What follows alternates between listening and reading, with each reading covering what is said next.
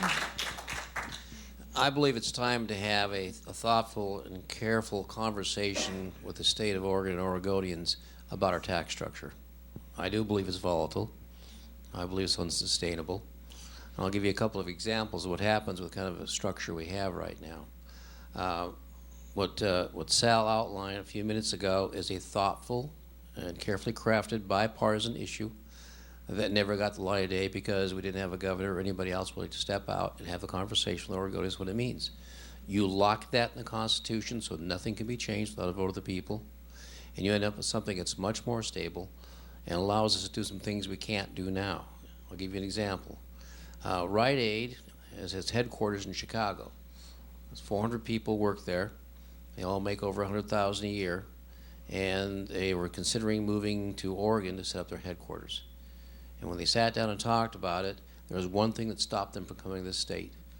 And that was a 10% income tax. And they said no. That was the deciding factor for them. They were not going to come here and add 10% to their taxes. Here's another issue. The way that this was set up by that committee that Sal served on, it actually lowered taxes on Oregonians. We are a tourist state. People don't come to Oregon to avoid paying a tax on the hotel or the food or the purchases they buy here. They come here because they want to see Oregon. You go to any other state in the union practically and you're going to pay a sales tax and you don't even think about it. That revenue brought in by the tourists would lower taxes on all of us. And we have a huge black economy now. People are being paid under the table, never pay income taxes, never will, but get all the services the rest of us pay for. It's time for us to have a balanced system of taxation, a three-legged stool. We need to lower the capital gains tax so businesses will come here. We need to lower the income tax so we can afford to expand and bring new businesses in. And we need to make these changes after a long discussion with the people in the state. It's been voted down 9 times, most of those before World War II.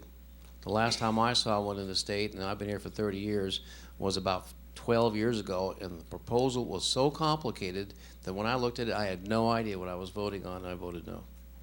We need a simple, straightforward answer to this, and the people of Oregon deserve to have that conversation, and it needs to happen over the next 3 or 4 years.